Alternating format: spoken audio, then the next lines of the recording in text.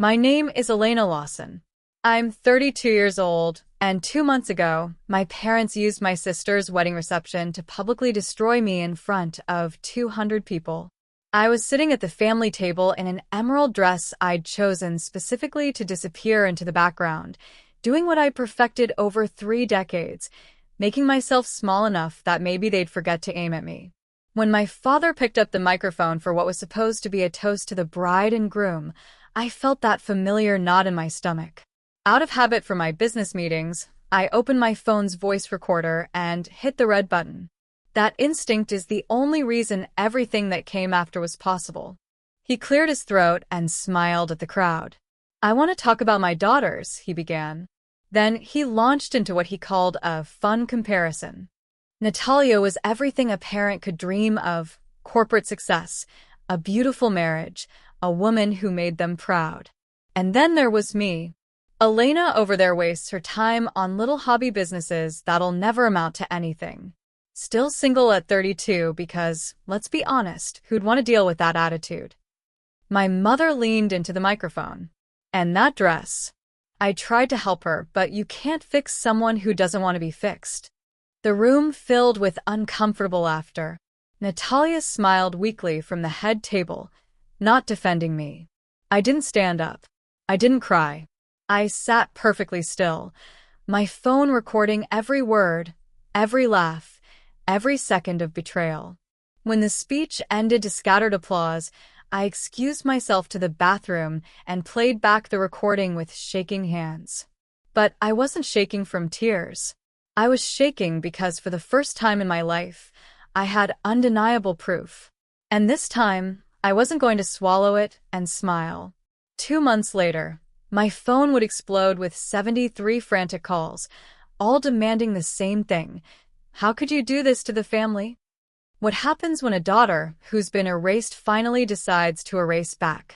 If you want to see how far Elena takes this, hit that subscribe button because this story is just getting started. I didn't listen to the recording that night. I couldn't. I drove home in silence, the file sitting on my phone like a bomb I wasn't ready to detonate. But the next morning, while making coffee in my kitchen, I pressed play. My father's voice filled the room, jovial and confident. "I want to talk about my daughters." I had to grip the counter to steady myself. Hearing it again, without the shock of the moment, without 200 pairs of eyes on me, it was worse. The casual cruelty in his tone, the way my mother's laughter tinkled through the speakers like broken glass. I played it 3 times that Sunday, each replay peeling back another layer of the lie I'd been telling myself for years. This wasn't just a bad joke. This was who they were. By Monday, I'd listened to it 17 times. I started hearing things I'd missed in the moment. The way my father paused after calling my businesses hobbies, waiting for the crowd's reaction before continuing. The calculation in it. My mother's comment about fixing me wasn't spontaneous. It was rehearsed. They'd planned this. They discussed how to humiliate me at my sister's wedding and decided it was worth it. Week 2, I began cataloging. I pulled out old photo albums, scrolled through years of family texts and emails. The recording became a key that unlocked a pattern I'd been too close to see. Every family dinner where they joked about my choices. Every holiday where my accomplishments were dismissed while Natalia's were celebrated. Every time they'd introduced her as our successful daughter, and me as just Elena. It wasn't humor. It was systematic erasure. I started keeping a notebook. On the left page, I'd write the date and context of each memory. On the right, I describe how they'd made me feel like I was overreacting, too sensitive, unable to take a joke. The recording proved I wasn't crazy. The laughter in that ballroom wasn't affectionate teasing. It was an audience participating in my demolition. By week 6, something inside me crystallized. I was listening to the recording in my home office, the same place where I'd built a business they called a hobby. My company had generated over $300,000 in revenue last year. I employed 4 people. I'd been featured in 2 industry publications. And my parents had stood in front of everyone we knew and called it worthless. I stopped the recording at the exact moment my mother said, "You can't fix someone who doesn't want to be fixed." I played it back. Then I opened my laptop and typed a single name into the search bar: Marcus Chun, forensic accountant. We'd gone to college together, and he owed me a favor. It was time to stop listening and start looking. Because if they'd lied about who I was, what else had they lied about? The text came on a Tuesday morning, 8 weeks after the wedding. "Family dinner tonight. 7 p.m. Your father and I need to discuss something important with you." No please. No asking if I was available. Just the assumption that I'd show up when summoned. I almost didn't go. But curiosity won. They hadn't contacted me once since the wedding, not even a hollow apology. What could possibly be so urgent now? They were already seated when I arrived at the restaurant, a white tablecloth place they loved because it made them feel important. My mother's smile was thin and performative.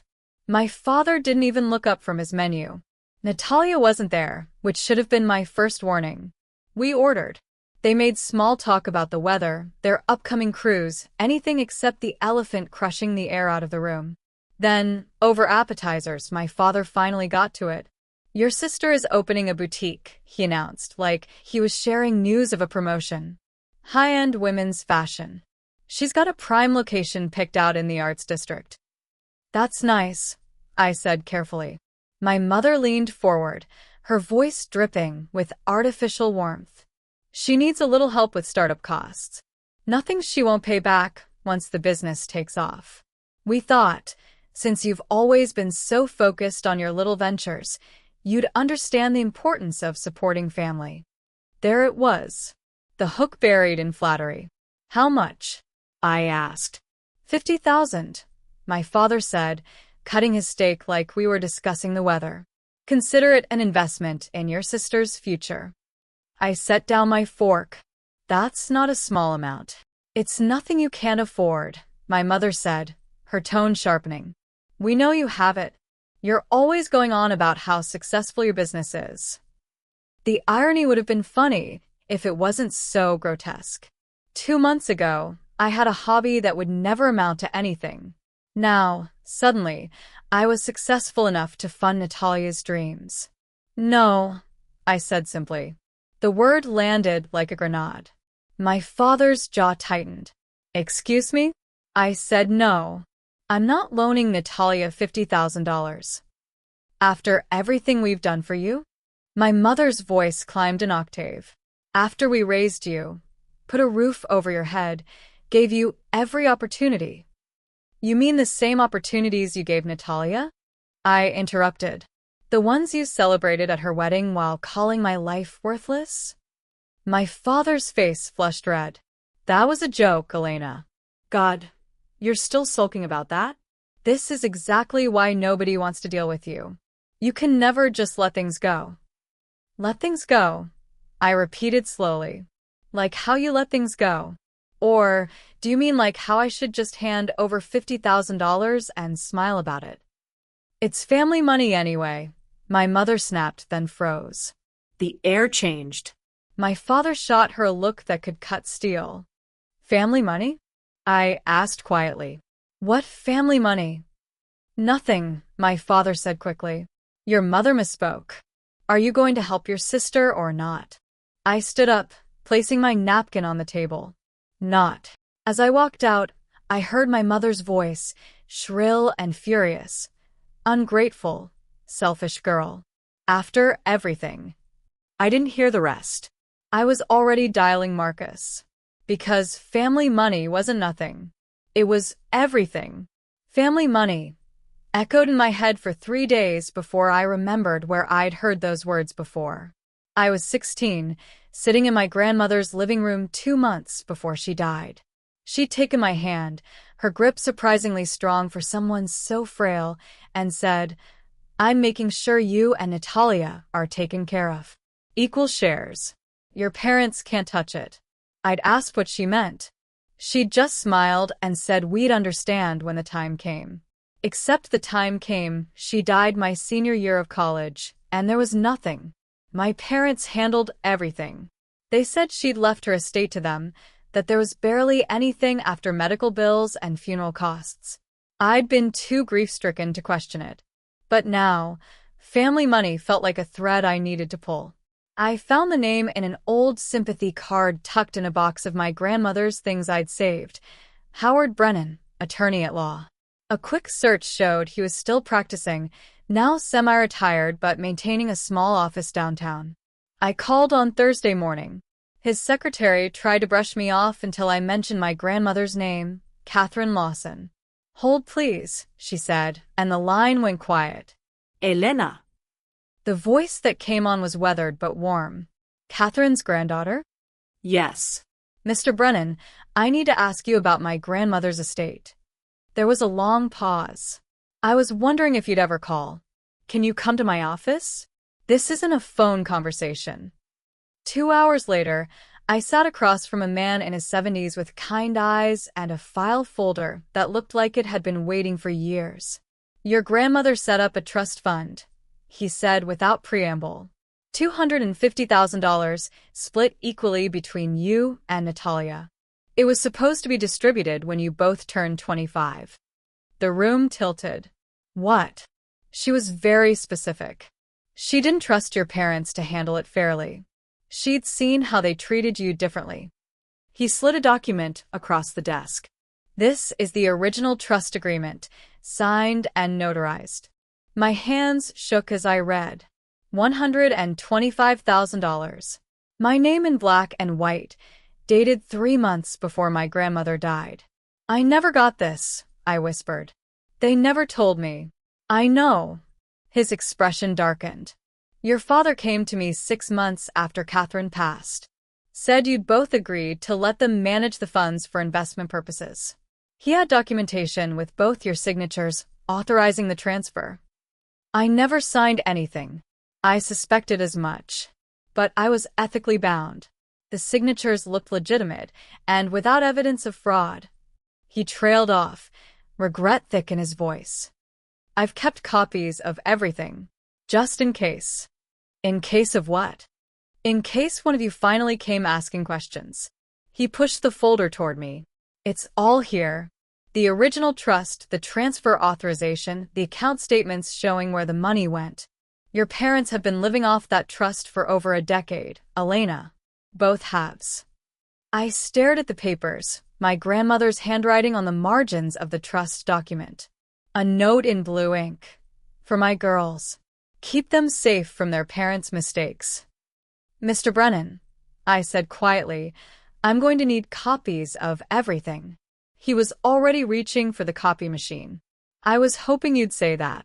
Marcus Chin arrived at my apartment on Saturday morning with 2 laptops, a scanner, and enough coffee to fuel a small army.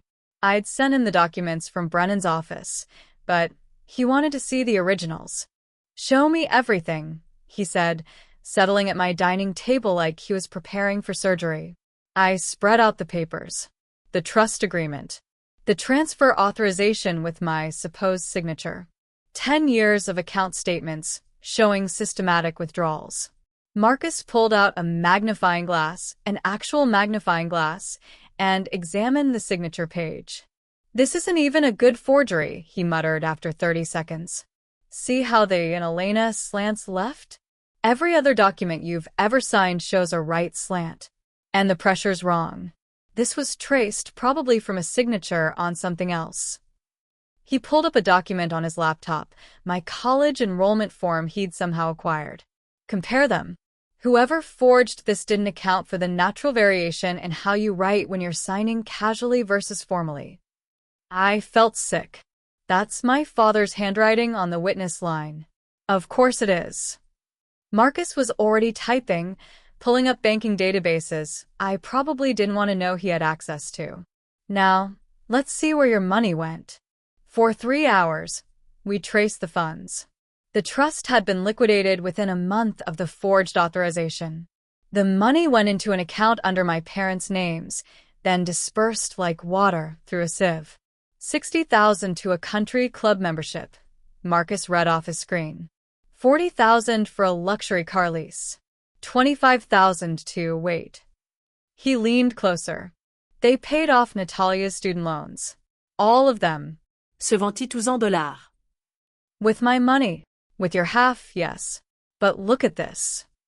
He pulled up another statement. They also burned through Natalia's half. New kitchen renovation, $55,000. European vacation, $30,000. Your mother's jewelry purchases. He whistled low. They went through $250,000 in under 8 years. I watched the numbers scroll past. Every luxury they'd enjoyed while telling me I was irresponsible with money. Every gift they'd given Natalia while calling my business a hobby. All funded by the grandmother who'd tried to protect us from exactly this. There's more, Marcus said quietly. Look at the dates of the largest withdrawals. I scanned the timeline. A $20,000 withdrawal 3 months before Natalia's wedding. $15,000 2 weeks after I'd refused to co-sign a loan for them 4 years ago. $10,000 right after I'd gotten my first major client contract. They take more when you succeed, I said slowly. Or when you don't comply. Punishment and celebration spending, Marcus confirmed. Classic financial abuse pattern. And Elena. He turned his screen toward me. This transfer authorization? It's notarized. So the notary stamp is fake. I ran the serial number. That notary's license was suspended 2 years before this document was supposedly signed. Whoever your parents got to help them wasn't just unethical. They were criminal. He sat back, his expression grim. This isn't just forgery and embezzlement. This is conspiracy. Multiple people had to be involved to pull this off. I stared at the evidence scattered across my table. A decade of theft, documented in black and white. My grandmother had tried to protect me, and my parents had stolen that protection before I even knew it existed. What do I do now? I asked. Marcus's smile was sharp. Now? Now we build a case they can't lie their way out of. Marcus called me at 11 on a Tuesday night, which meant he'd found something bad. When Marcus worked past dinner, it was never good news. You need to sit down, he said without preamble.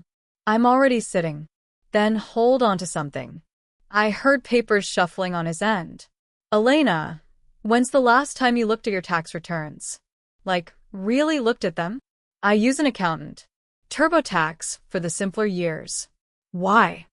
Who prepared your returns from ages 18 to 24? My stomach dropped. My father said he'd handle them while I was in college. He's got a CPA, said it would save me money, and he knew all the deductions.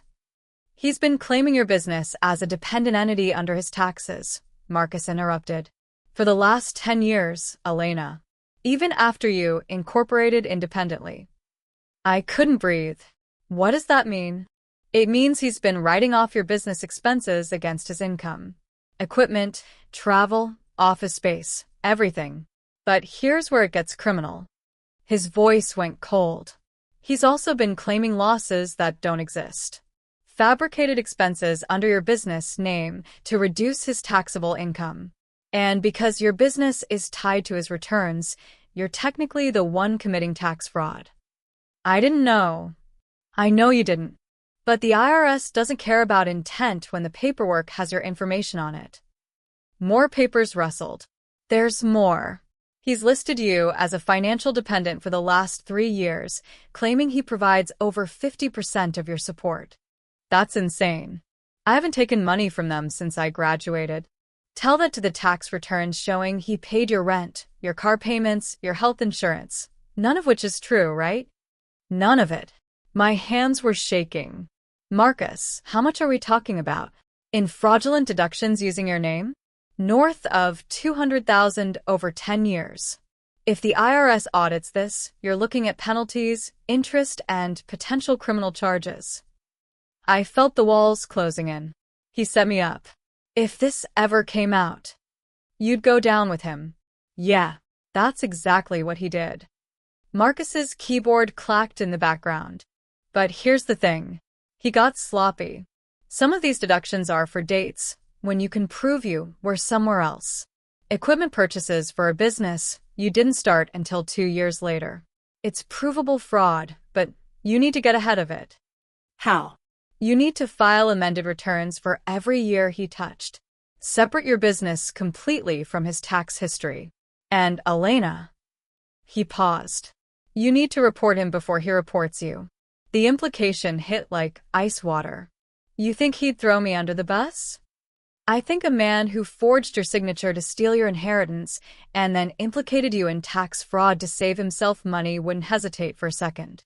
His voice softened. I've seen this before. If things get hot, he'll say you were the mastermind, that you asked him to hide income, that you benefited from the fraud. But I didn't. Doesn't matter. He's got years of documentation with your name on it. You've got your word. Who do you think the IRS believes? I stared at the wall, my reflection ghostly in the darkened window. My father hadn't just stolen my money. He'd built me a jail cell and handed me the key disguised as kindness. Every year I'd thanked him for helping with my taxes. I'd been signing my name to crimes I didn't commit. What do? We get you a tax attorney. We document everything. We prove you were a victim, not a co-conspirator. He paused. And then we bury him before he can bury you. This is what financial abuse really looks like. Invisible chains made of paperwork and family loyalty. If this resonates with you, drop a comment below. Your story matters, and I read every single one. And subscribe so you never miss a story like this. The invitation came via email, formal and cold. We need to talk about the misunderstanding at dinner last month. Let's clear the air like adults. Saturday, 6 p.m., our house. I knew what this was. They'd noticed something. Maybe Brennan had let it slip that I'd contacted him. Or maybe they'd sensed the shift in me. The way I'd stopped answering their calls, stopped performing the role of the grateful, compliant daughter. Either way, they were worried. Good. I arrived exactly on time. My mother opened the door with a smile, so tight it looked painful. Elena, come in, sweetheart. The dining room table was set for 3. Candles. The good china.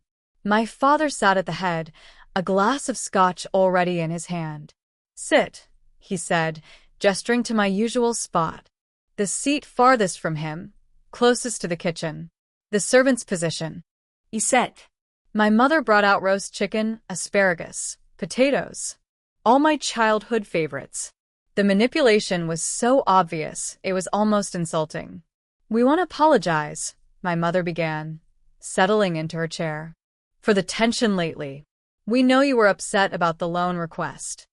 We shouldn't have pressured you, my father added, his tone magnanimous. Your mother and I discussed it, and we understand you have your own financial concerns. I cut into my chicken and said nothing. We also want to address this silly notion you seem to have, my mother continued, about some kind of trust fund from your grandmother. There it was. Howard Brennan called us, my father said, watching me carefully. Said you'd been asking questions. Elena, your grandmother didn't leave a trust. I don't know what fantasy you've constructed, but she left $250,000. I interrupted calmly. 125 for me, 125 for Natalia. Split equally, to be distributed when we turned 25. My mother's fork clattered to her plate. My father's expression didn't change, which told me everything. That's absurd, he said. Where are you getting this information? From the trust agreement. Signed and notarized. The one you liquidated with a forged authorization bearing my signature. The silence was deafening. Elena, my mother's voice trembled. You're being ridiculous. If there had been money, don't you think we would have told you? Why would you? You stole it. My father's face flushed red. How dare you accuse us of? I have the documents, I said quietly. The original trust. The forged transfer. The account statements showing where every penny went. Country club memberships. Luxury cars. Natalia's student loans paid in full with my half of the inheritance. My mother stood abruptly. This is insane. You've always been paranoid. Always thought we favored your sister. I also have the tax returns, I continued, looking directly at my father. The ones where you claimed my business under your taxes. The fabricated deductions. The false dependent claims. He went very still. You're in over your head, Elena, he said, his voice dropping to something dangerous. You don't understand what you're looking at. Those are complex financial instruments. I had a forensic accountant review them, and a tax attorney, and your mother's estate lawyer. I took a sip of water. I understand perfectly. What do you want? My father asked flatly. Want? Money? Is this some kind of shakedown? You want us to pay you back, is that it? I stood, placing my napkin on the table. I don't want anything from you. I just wanted you to know that I know. That the daughter you humiliated, the one whose business you called a hobby, the one you've been stealing from for a decade, she's not stupid. And she's not going away quietly. Elena, wait, my mother started. But I was already walking to the door. Behind me, I heard my father's glass shatter against the wall. I didn't look back. Natalia texted me 3 days after the dinner. Can we meet? Just us. Please. I almost deleted it. But curiosity, or maybe some remnant of the sister bond we'd had before our parents weaponized it, made me agree. We met at a coffee shop halfway between our apartments, neutral territory. She looked terrible. The polished veneer I'd seen at her wedding had cracked. Dark circles under her eyes, hair pulled back in a messy ponytail, her hands shaking slightly as she gripped her latte. They told me what you said, she began without preamble, about the trust fund. And, is it true? Her voice was barely a whisper. Did Grandma really leave us money? I pulled out my phone, showed her a photo of the trust document. Watched her face crumble as she read her name next to mine. Equal shares. I didn't know, she said, tears spilling over. Elena, I swear to God, I didn't know. They paid off your student loans with it. Se vendit tous en dollars. They said that was a graduation gift. From them. She wiped her eyes roughly. What else? Pretty much everything they've given you in the last decade. The down payment on your condo. Your car. Your wedding. She made it sound like she'd been punched. My wedding cost $90,000. I know. I saw the statements. Natalia stared at the table. Jake left me. What? My husband. He filed for divorce 6 weeks ago. She laughed bitterly. Turns out the perfect marriage they loved so much was a disaster. He cheated. I cheated. We were miserable from month 3, but I couldn't tell them because they'd invested so much money, so much pride. She trailed off. I've been sleeping in my childhood bedroom for a month. I didn't know what to say. And the boutique, she continued. The one they wanted you to fund? It was their idea. They've been pressuring me for 2 years to open it, found the location, designed the business plan. I don't even like fashion, Elena. I hate it. But they kept saying it would be perfect for me, that I had such great taste, that it would make me independent. She looked up, her eyes red. Except they were going to control everything. They'd already picked the suppliers, the inventory, even the name. It wasn't my business. It was theirs, with my name on it. Like everything else they've given you. Yeah. She slumped in her chair. I have $53,000 in credit card debt. Did you know that? Mom and Dad don't. They think I'm perfect. They think the corporate job pays for my lifestyle. But I've been drowning for 3 years, trying to maintain the image they built for me. I thought about the wedding speech. The successful daughter, who made them proud. They stole from both of us, I said quietly, just in different ways. I know. Natalia's voice broke. And I let them use me to hurt you. Every time they compared us, every time they praised me and tore you down, I just smiled. I told myself it wasn't my fault, that I couldn't control what they said. But I could have defended you. At the wedding, I could have stopped Dad. I didn't. No. You didn't. I'm sorry. She reached across the table, then pulled back uncertain. I know that doesn't fix anything. But I'm sorry. I studied my sister, the golden child, tarnished and cracking. For the first time, I saw what our parents' favoritism had cost her, her autonomy, her marriage, her sense of self. They'd built her into a puppet and called it love. "What are you going to do?" she asked. I thought about the evidence stacked in my apartment. The tax attorney's advice. The recording still saved on my phone.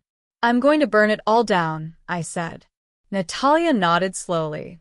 "Good." I spent 2 weeks deciding how to do it. Marcus wanted me to go straight to the authorities. My tax attorney agreed. But I knew my parents. They had money, connections, lawyers who could tie up investigations for years. They'd spin the narrative, play the victims, paint me as a vindictive daughter with an axe to grind. I needed the court of public opinion first. On a Thursday night, I opened a new social media account under my real name. No hiding. No anonymity. If I was doing this, I was owning it completely. I uploaded the wedding recording. All 4 minutes and 37 seconds of my father comparing his daughters while 200 people laughed. Then I wrote, "This is my father humiliating me at my sister's wedding 2 months ago. What you're hearing isn't a joke. It's a pattern." For 32 years, I was told I was the problem, too sensitive, too difficult, unable to take a joke. Then I discovered my parents forged my signature to steal my inheritance, committed tax fraud using my business, and gaslit me into believing I was crazy for questioning them. This is financial abuse. This is emotional abuse. And I'm done being silent about it. I attached screenshots. The forged signature analysis. The trust fund documents with identifying information redacted. A side-by-side of the tax returns showing false deductions. Enough to prove I wasn't lying, not enough to compromise the legal case. I posted it at 11 p.m. and closed my laptop. By morning, it had 4,000 shares. By noon, 40,000. My phone started ringing at 1 p.m. and didn't stop. Unknown numbers. My parents' friends. Distant relatives. I turned it off and watched the numbers climb on my computer. 60,000 shares. 100,000. Comments flooded in, people sharing their own stories of family financial abuse, of golden child dynamics, of parents who stole from their children. Reporters started reaching out. A victims advocacy group wanted to interview me. The recording had been downloaded and re-uploaded across platforms, each version accumulating its own wave of outrage. "Your father is a monster." This broke my heart.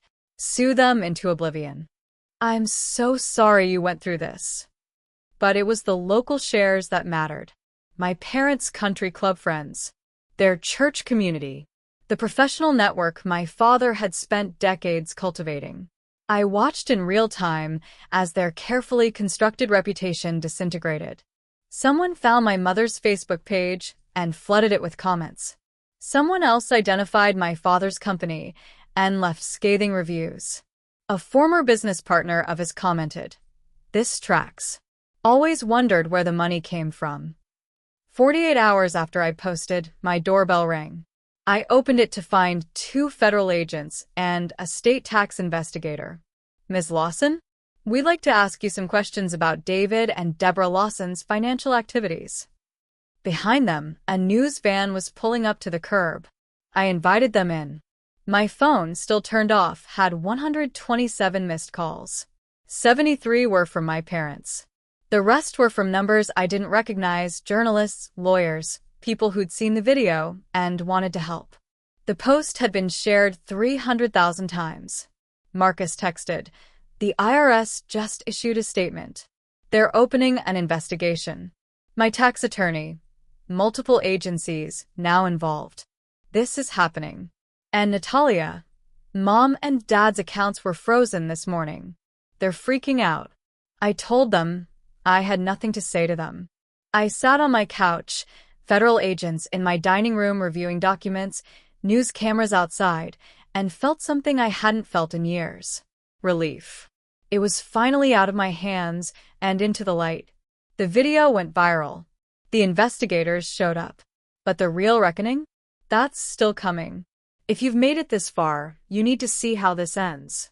Subscribe because Elena's final move will leave you speechless. The arrests happened on a Monday morning, 3 weeks after the video went viral. I didn't watch the news coverage, but Marcus sent me a screenshot. My father in handcuffs, my mother's face twisted in rage as they were led from their house. The charges scrolled across the bottom of the screen. Wire fraud, tax evasion, forgery, embezzlement, conspiracy. 15 counts total. Their lawyer tried to spin it, claimed I was a disgruntled daughter seeking revenge, that the viral video was a publicity stunt. But the evidence didn't care about narrative. The forged signatures, the fabricated tax deductions, the trust fund they'd liquidated without authorization. The paper trail Marcus and I had built was airtight. The state seized their assets within 48 hours. The house, the cars, the country club membership they'd purchased with my inheritance. Investigators found more: offshore accounts, unreported income, a decade of financial crimes that went far beyond what they'd done to me. Apparently, stealing from your own daughter was just the beginning. Their friends vanished overnight. The same people who'd laughed at my father's wedding speech suddenly couldn't remember ever being close to the family. Their church asked them not to return. My father's business partners issued statements distancing themselves from the alleged criminal activities. Natalia called me the night they were denied bail. "They want me to testify that you manipulated the evidence," she said, her voice hollow. "Their lawyer called me 4 times today." "Are you going to?" No. She exhaled shakily. I gave the prosecutors everything I had. Bank statements they'd sent me, emails about the boutique, text messages where Mom told me exactly how to spend their gift money. I'm done protecting them. 6 months later, they both pleaded guilty to avoid trial. My father got 7 years. My mother got 5. The judge's statement was scathing. "You didn't just steal money. You stole your daughter's security, her trust, and her sense of self-worth. You made her doubt reality itself. That kind of abuse deserves no leniency." I wasn't there to hear it. I was in my new office 3 states away, meeting with a client for my expanding business. The business they'd called a hobby had grown, featured in national publications, a team of 12, revenue that would have made them choke if they'd known. The trust fund was finally released to me with interest. $125,000 had become $147,000 over the years. I donated half to a financial abuse advocacy organization. The rest went into a fund for people escaping toxic families. Natalia and I met for coffee once a month. Our relationship would never be what it could have been. Too much damage, too many years of being pitted against each other. But we were building something honest at least. She was in therapy, rebuilding her life, learning who she was outside of our parents' expectations. I didn't visit them in prison. Didn't read the letters they sent. My mother's apologies were always conditional. "I'm sorry you felt hurt," instead of "I'm sorry I hurt you." My father never apologized at all, just raged about my betrayal. I blocked their numbers, changed my address, and built a life they'd never be part of. Some people asked if I felt guilty, if I regretted destroying my family. I didn't, because they destroyed themselves. I just stopped pretending it wasn't happening. And for the first time in 32 years, I could breathe.